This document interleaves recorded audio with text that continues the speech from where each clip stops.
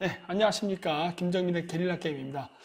하도 해킹이 심하고 또 외국 나오면 버퍼링이 심해가지고 그냥 미리 녹화를 해서 그래서 올리는 걸로 결정을 했습니다.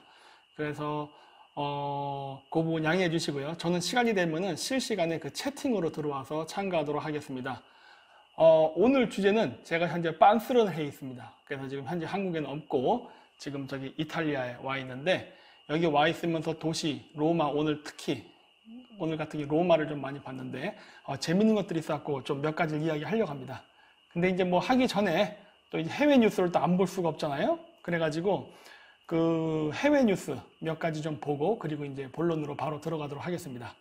그래서 먼저 그 한국 뉴스를 보면은 최근은 아니고 이건 예전 건데 호주에 이제 한국인 불법 체류자가 2,700 있다고 하고 대다수가 조선족인데 위조 한국 여권 쓴다는데 이거 제가 예전에도 얘기를 했던 거예요. 왜냐면 이거 이미 옛날부터 문제가 있었거든요. 그래서 현재 앞으로 이제 한국하고 미국과의 관계가 나빠지고 그리고 이제 그 우리나라 이제 외국인들 지금 조선족이라든가 중국인들 많이 들어오게끔 지금 법을 바꾸고 있죠. 이거 이제 진행되고 나면은 한국 여권의 메리트가 사라질 겁니다. 그 여러분들 해외여행 해보시면 아시겠지만 그 한국 여권이 미국 여권보다 좋습니다. 왜냐면 갈 수 있는 나라가 많아요. 예를 들어서 거기 그 러시아를 갈 때에도 러시아를 갈 때는 미국은 비자를 받아야지 우리는 필요 없어요. 그리고 그 이 여러 나라를 움직일 때 제3세계 이런 데도 우리는 되지만 미국은 안 되는 경우가 상당히 많거든요. 그래서 한국 여권이 되게 좋습니다. 근데 지금 중국 사람들이 이러한 것들을 악용을 해가지고 지금 자기네들이 지금 요 혜택을 받으려는 거거든요. 그래서 한국이 친중이 되는 순간 한국으로 많은 중국인들이 몰려오기도 하겠지만은 플러스 이 제도를 이용해서 많은 중국인들이 한국 여권을 가지고서 그 호주라든가 뉴질랜드, 그 다음에 미국, 캐나다로 이민을 가는데 한국 여권을 사용할 가능성이 매우 높아지고 있습니다. 그래서 제가 한국에서 친중 정책을 방관하다가는 여러분들이 해외여행도 타격을 받을 수 있을 것이라고 얘기한 거예요. 이게 조만간 실현될 가능성이 매우 높습니다. 왜냐하면 지금 우리 그 문재인 정권은 미국 입장에서는 그 안전하지 않은 그러니까 동맹 국가가 아니거든요. 그러다 보니까 지금 우리나라가 외국인에 대한 법을 많이 풀면서 그 중국인들이 한국의 여권을 이용해 가지고 한국인으로 국적 세탁을 해서 캐나다나 미국으로 이민 가는 그러한 사태를 방지하기 위해서 까다로워질 수가 있습니다. 그렇게 되면 여러분 유학이라든가 이민도 매우 어려워져요. 투자 이민도 마찬가지입니다. 왜냐하면 중국의 공산당 당 간부들의 자식들이 많은 돈을 가지고 오기 때문에 그러니까 돈 많이 갖고 들어오는 투자 이민이에요. 원래 보통 미국 같은 데도 투자 이민은 받아주지만 그게 한국인으로서 투자 이민을 한다면 환영이겠지만 그게 중국인인데 국적 세탁을 해서 온 한국인이라면 문제가 있겠죠. 따라서 이런 것들을 구별하기 애매해지면은 그냥 한국인까지도 그 함께 불이익을 당할 일이 있습니다. 그래서 현재 그것이 진행될 가능성이 점점 커지고 있어요. 그래서 이 기사가 바로 그런 것들을 얘기하고 그 다음에 위챗은 악마와의 계약, 편리함 대가로 개인정보 모두 유출, 미국 학자 경고했다는데 이건 이미 우리나라에서 일어나고 있습니다. 안타깝게도 카카오톡 같은 경우는 텐센트가 지금 장악했죠. 그리고 이제 네이버 같은 경우도 마찬가지고. 근데 사실 우리나라는 안전한 게 없습니다. 다 지금 중국에 장악됐어요. 그래서 뭐 저희도 피해서 쓰려고 노력은 많이 합니다만 그게 생각같이 되지를 않습니다. 그래서 울며 겨자 먹기로 쓰는 것들도 있어요. 그래서 이런 것들이 사실 저희도 지금 굉장히 아쉬운 부분이고 저희도 지금 단계적으로는 저희가 쓰는 그런 단톡이라던가 여러 그 커뮤니티 그 SNS를 지금 다른 걸로 전환을 천천히 시키고 있는데 이미 만들어 놓은 네트워크가 있기 때문에 그거를 빨리 진행은 못 시켜요. 그래서 그런 문제가 있는데 여러분들도 새로 만드는 그러한 어떤 커뮤니티 이런 것들은 되도록이면은 중국이 장악한 적은 피해서 하시는 게 좋습니다. 어디라고 제가 얘기는 안 할게요. 그래서 여러분들 검색해 보시면 많이 나와요. 그리고 이제 한국이 20년 후부터 GDP가 급감을 한다는데 이것도 이미 예상된 바이죠. 그래서 제가 얘기했지 않습니까? 우리나라 이거 해결할 방식이 있다고. 근데 그거를 과연 우리나라가 해결을 할지 안 할지는 저도 잘 모르겠습니다. 제가 여러 가지 방법 얘기한 적 있죠? 예, 그거 해야 돼요. 이거 안 하면 2020년 후부터는 GDP도 급감하고 세계 유일의 0명대 출산율이 제로가 된다는 소리인데 이런 일도 발생할 거예요. 그럼 또 이걸 명분으로 해서 또 뭐 한다? 중국인 더 받아들이자. 이런 소리 할 게 지금 뻔해요. 예, 이것들을 지금 막아야 됩니다. 우리나라 지금 친중 정치인들이 이거를 지금 진행시키려고 하는데 이거 막아야 돼요. 일본이 2025년에 단카이 주니어들이 지금 75세 이상이 되면서 정년 퇴직을 하면서 일본 경제가 위험해질 거라고 했는데 사실 한국은 그거보다 먼저 오게 생겼어요, 지금. 그리고 이제 WTO 개도국의 특혜 문제 두고 정부랑 농업계의 갈등 폭발됐다는데 이건 아주 바람직합니다. 이런 일이 발생할 걸 모르고서 일을 벌렸던 지금 문재인 정권이 결국은 그 대가를 받게 되겠죠. 그래서 앞으로 문재인 정권 지지하는 좌파들은 급속하게 이탈을 할 겁니다. 문제는 이거를 과연 우리나라 우파 쪽 진영에서 받아 먹을 수 있느냐 없느냐겠죠. 근데 제가 봤을 때 이런 것들은 아마 저희 같은 젊은 우파들이 새로운 바람을 일으킨다면 될 겁니다. 그래서 저는 문재인이 똥볼 차는 것도 저희에게는 굉장한 기회라고 봅니다. 다만 이 기회를 너무 늦지 않은 시간대에 저희가 잡아야 경제가 나빠진 것도 회복할 수 있는데 과연 그렇게 할 수 있을지 없을지는 결국 여러분들의 몫이고 그 다음에 이제 우리 스스로도 내부적인 개혁을 일으키지 않는다면은 그러면서 단순히 떨어지는 낙수 효과만 노린다면은 실패할 겁니다. 그래서 그런 것들은 여러분들이 알아서 노력을 많이 하셔야 될 겁니다. 그리고 이제 국제 뉴스 중동부터 먼저 보겠는데 지금 미국 쪽에서 중동 특히 시리아의 쿠르족 문제 갖고 시끄러운데 이거 굉장히 신중하게 잘 봐야 됩니다. 우리나라에서는 좀 굉장히 남이 나라의 일처럼 생각하는데 이거 사실 우리나라의 일입니다. 그런데 여기 보면 터키에 대한 전략이 뭐냐는 질문에 폼페이오가 트럼프는 일단 지르고 본다라는 소리인데 이 말은 뭐냐면 지르고 본다라고 해서 이 내용 자체가 이거 봤을 때 어디야? 어디 매체냐? 여기는 안 나와 있는데 약간 중앙일보 같은데? 기사 내용으로 머리 기사로 보면 굉장히 부정적인 내용이거든요. 근데 이거는 그 정치적 언사를 좀 못 알아듣고 하는 소리입니다, 지금. 이 폼페이오가 트럼프가 일단 지르고 본다라고 얘기했다는 말은 뭐냐면은 다른 말로 돌려서 얘기하면 안 가르쳐 준다는 소리입니다. 우리가 무엇을 하는지 안 가르쳐 주겠다 해요. 그걸 갖다 일단 지르고 본다라고 얘기한 거거든요. 근데 이걸 일단 지르고 본다라고 써놓으니까 마치 읽는 사람 입장에서는 굉장히 트럼프 대통령이 무책임한 말을 하는 것 같은데 아닙니다. 너희들에겐 가르쳐주지 않겠다 해요. 왜? 이상한 말 할 게 뻔하니까. 그래서 그런 숨은 뜻이 있다는 것을 아셔야 되고 그 다음에 트럼프 미국 터키 만남 실패 때문에 파괴적 수준의 제재를 가한다는데 이거 진짜 파괴적 수준의 제재는 일어날 수 있습니다. 예, 제가 여기 와서도 또 들은 많은 이야기들이 있는데 그 이야기는 아직은 이야기하지 않을 거예요. 오프라인 상에선 얘기해도 방송상으로는 아직은 얘기하지는 않을 겁니다. 왜냐하면 제가 지금 들은 이야기들이 많이 있어요. 근데 제가 이 이야기를 하기 전에 일단 우리나라가 됐던 해외 외신이 됐던 신문 기사가 나면은 그때 이야기를 할게요. 알고 있어요. 근데 이게 터키 특히 예르도안 대통령 같은 경우는 좀 손해를 많이 볼 수 있는 타격을 경제적으로 받을 수 있는 그러한 어떤 제재가 있을 수 있습니다. 그거는 제가 나중에 시간이 되면은 이야기할게요. 어쩌면 제가 여기 이탈리아에 있는 동안에 이야기할 수 있는 기회가 올 수도 있어요. 왜냐하면 관련 기사가 뜰 때까지는 좀 기다려야 되거든요. 그리고 아이고 물을 갖고 오는 걸 깜빡해가지고 그 다음에 쿠르드 천사 아니야. 터키의 시리아 침공 미국과 상관없다. 상관이 없을 수도 있고 있을 수도 있죠. 근데 뭐 이거는 중요한 게 아닙니다. 쿠르족의 문제도 제가 일단은 얘기를 안 할게요. 왜냐면 제가 그레이트 게임 때 해야 될 내용들을 아껴둬야 되거든요. 오늘은 다비지 코드 이야기이기 때문에 이런 이야기들은 그냥 맛배기로만 먼저 보여드릴게요. 그리고 쿠르족 얘기는 오늘은 생략하겠습니다. 그래서 쿠르드 항해 속의 미군 철수, 유전지대에 잔류해서 기사 내용이 보면은 이 앵커가 하는 얘기를 보면은 시리아 북부에 주둔하던 미군 주요 병력이 쿠르드 주민들의 거친 항해 속에 이라크로 철수했습니다. 미국은 다만 시리아 유전지대에 있는 미군은 당분간 잔류시킨다는 입장입니다. 이렇게 써 있는데 이 얘기를 쫙 들어보면 느낌이 어때요? 이거 미국 나쁜 놈들이네? 이런 느낌이 딱 든다고. 근데 저는 그렇게 보지 않습니다. 얘기했지만은 그 국제관계라는 거는 그 선과 악이 없습니다. 국익을 기반으로 하는 것이지. 물론 우리나라 정치인들이 국익을 기반으로 하지 않고 이념을 기반으로 하기 때문에 지금 이상한 일을 많이 하고 있죠. 사회주의 이념에 빠져가지고. 근데 원래 국제 외교라는 거는 국익을 기반으로 합니다. 따라서 그 국익을 실현하기 위해서는 온갖 일들이 다 일어나요. 그게 좋은 일이건 나쁜 일이건.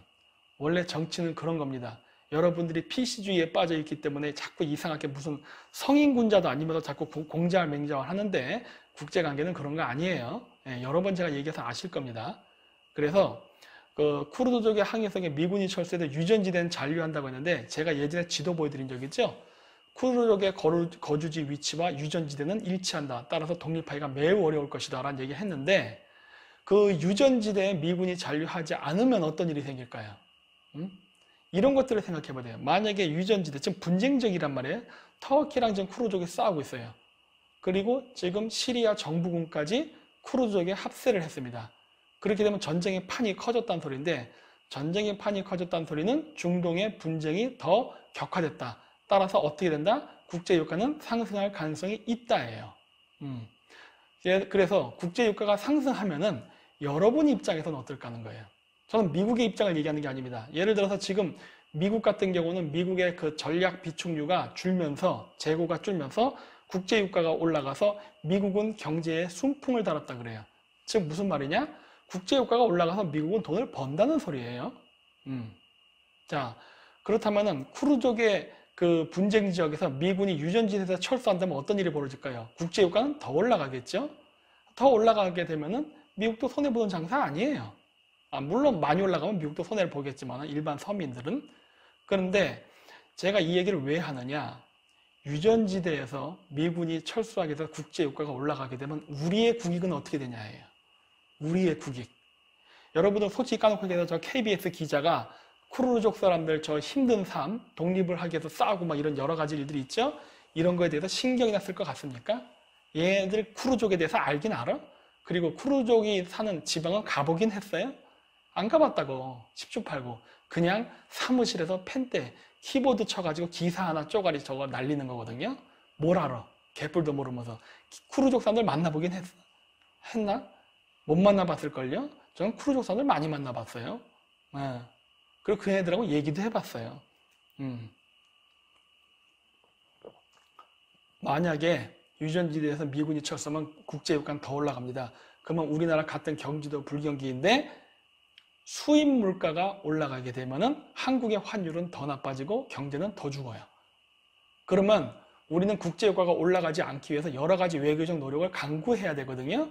근데 미국이 유전지대에서 철수하지 않음으로써 국제유가가 올라가는 상승폭을 완화시킬 수 있다면 우리한테 좋은 거 아니에요? 에? 어떻게 보면 우리나라 군대를 파견해서라도 막아야 될 판인데 이걸 남의 나라 군대가 있다면 오히려 이건 고마워야 될 일 아닌가 하는 거예요. 외교는 아까 얘기했듯이 좋은 일이건 나쁜 일이건 깨끗한 일이건 더러운 일이건 국익을 위해서 하는 거거든요. 따라서 필요하면 하는 겁니다. 예. 근데 여기서는 이 기사는 마치 어떤 제국주의적 냄새를 풍기려는 것 같아요. 제국주의고 나발이고 간에 국익에 합당하다면 우리는 같이 가는 겁니다. 무슨 말 같지도 않은 소리를 하냐는 거예요 도대체. 응? 이런 기사를 써서 당신네들이 이익을 볼 수 있는 게 뭔데? 응? 어차피 자기도 자동차 끌잖아요. 기름 쓰고. 응? 그럼 어디 철수해버릴까? 국제유가가 아주 개판되게? 이런 생각 없는 기사를 쓴다는 거예요. 기사를 쓰면서도 가이드라인이 게 있지 않을까? 내가 생각했을 땐.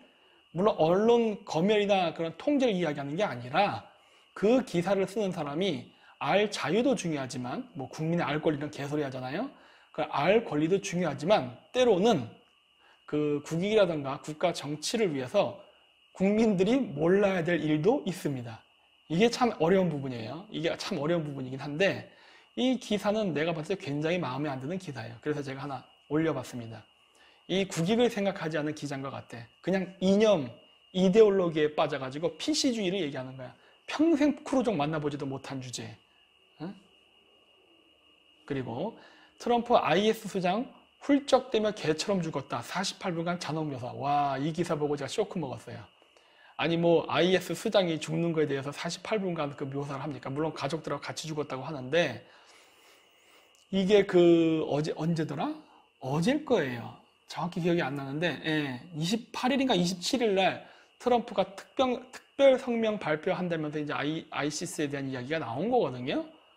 근데 요 수장에 대해서 이렇게 죽었다고 묘사하는 걸 무려 48분간 장장 길게 말을 한 거는 이 말을 누군가에게 들으라고 지금 메시지를 전달하는 겁니다. 예. 죽은 IS 수장은 아니겠죠. 그건 누굴까 하는 거예요. 응? 그 중에 내가 알기로는 김정은도 포함되어 있을 겁니다. 예. 지금 트럼프 대통령이 간접적으로 협박하는 거예요. 너 내 말 안 들으면 재미없어. 이런 식으로. 물론 여기에 문재인 대통령 뭐 아이시스처럼 되진 않겠지만 상당한 타격을 받겠죠. 그리고 전 지금도 늘 이야기합니다만 임종석 어디 있어요? 에? 얼굴 좀 한번 보여주세요. 되게 궁금한데. 그리고 아까 얘기했던 그 내용인데 트럼프 아이시스 수계 알바그다디 사망 공식 발표 미 작전 중 자폭 뭐 어쨌든 같네.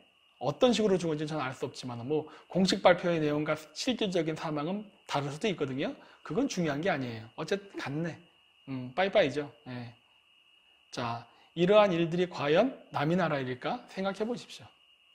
자, 이제 국제 뉴스로 넘어가서 이제 북한하고 중국 뉴스인데 트럼프가 대통령이 될 때 오바마가 한 말이 있답니다. 북한이 앞으로 가장 큰 문제가 될 것이다. 그 말은 틀리지 않습니다.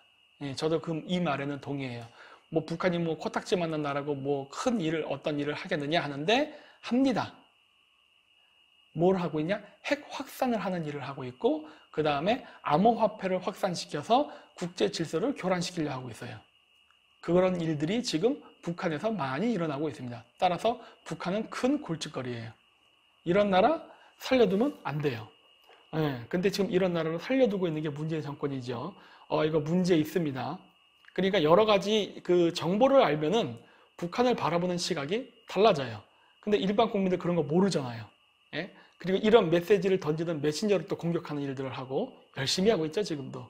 그러다 보니까 여러분들이 북한의 실정을 잘 모르는데 북한이 한국에 무력으로 위협을 하는 그런 부분이 아니라 지금 그 가상화폐라던가 그 다음에 밀수무역, 마약, 그리고 이제 그 핵 확산, 특히 중동으로 무기 개발해서 그 테러리스트 수출이라던가 그 다음에 테러리스트 양성 교육, 그 다음에 이제 그 미사일, 장거리 탄도미사일 이런 것들 수출이라든가 밀거래 이런 것들이 좀 굉장히 큰 문제예요.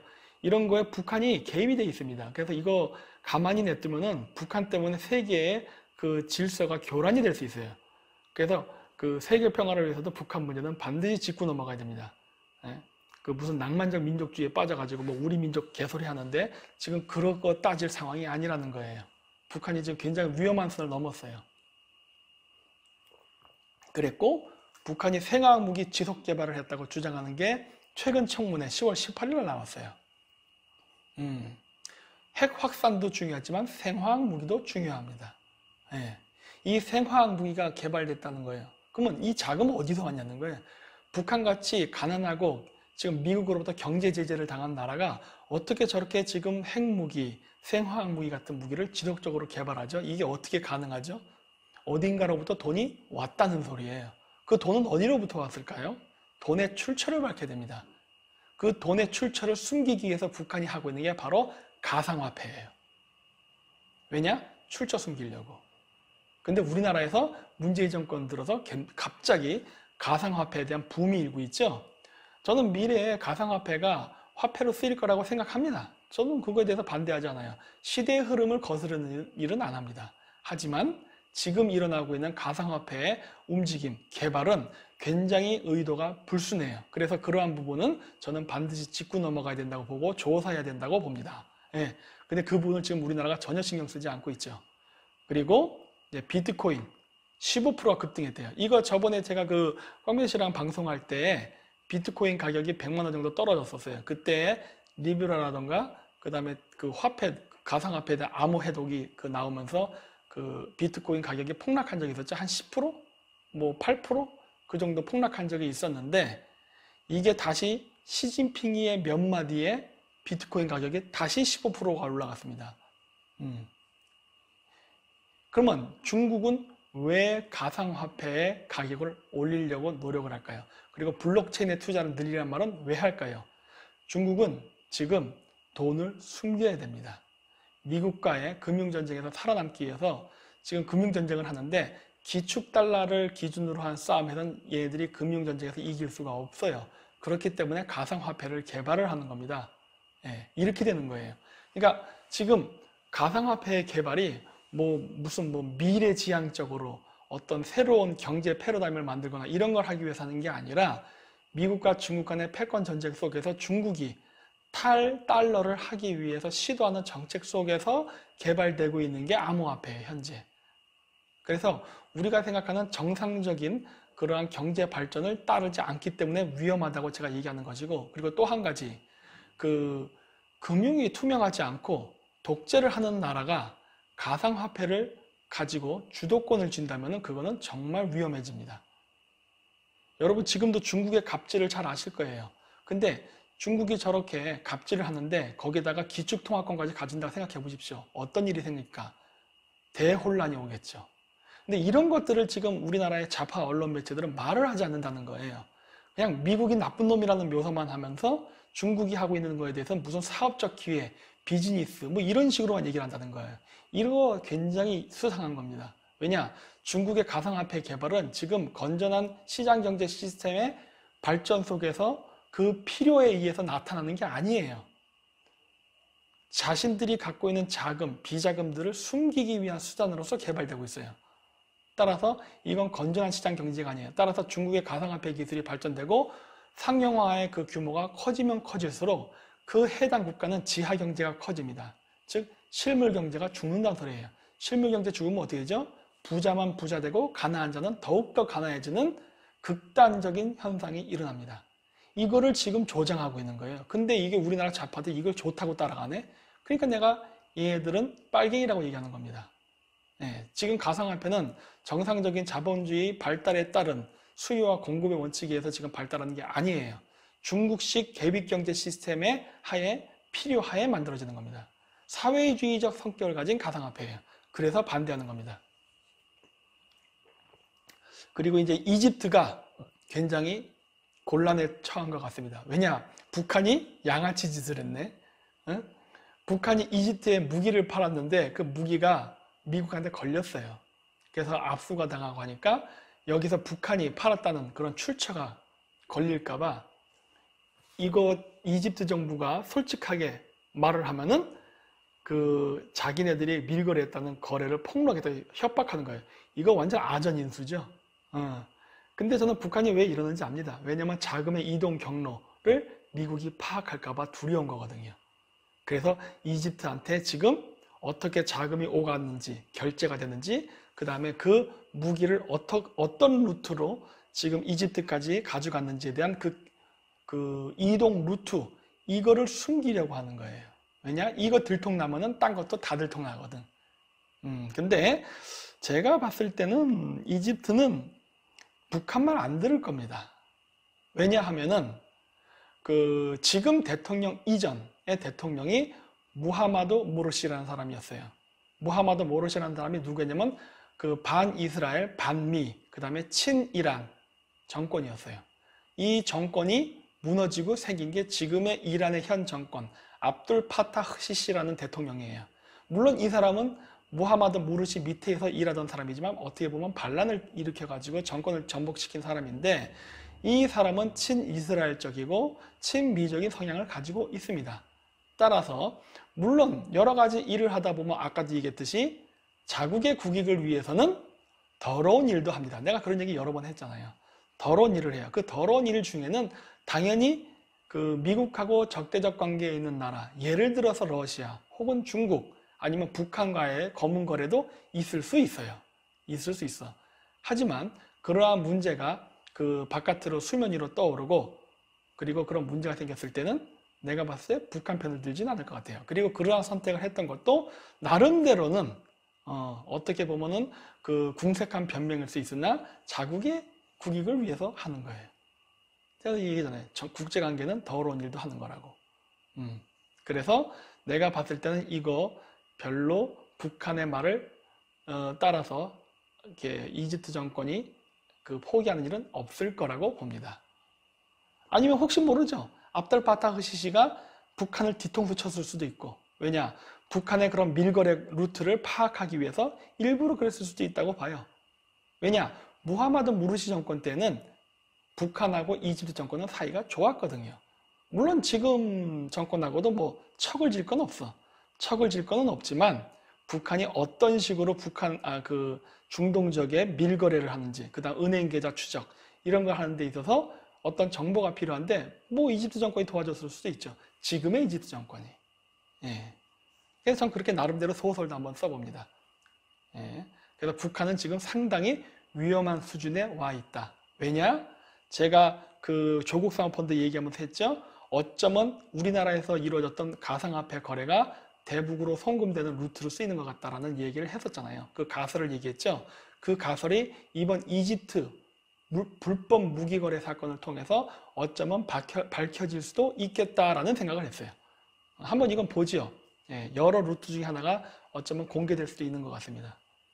그리고 공자광, 제가 얘기했듯이 벌써 이 방송을 몇 번 하지도 않았는데 채널이 벌써 위태위태해졌죠. 예, 경고받고 이랬죠. 그래서 제가 비상구를 만든다고 했잖아요. 그래서 여기 깜빡깜빡거리는 부분이 있죠. 이 그레이트 게임 대피소를 만들어 놨습니다. 이곳에 여러분들이 가셔서 그냥 구독만 눌러주세요. 근데 이게 재밌는 현상이 발생했어요. 제가 이거 얘기했거든요.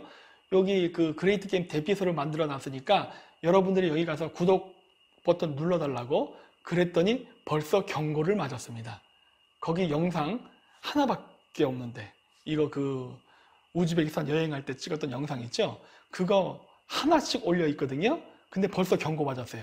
그리고 수익 창출 불가 났습니다. 아니 뭐 내용이 특별한 내용도 없는데 이런 거 갖고 수익 창출 불가하는 건 좀 너무한 거 아니야? 사전 조치를 해버리네 얘네들이. 예, 그런 현상도 있었어요.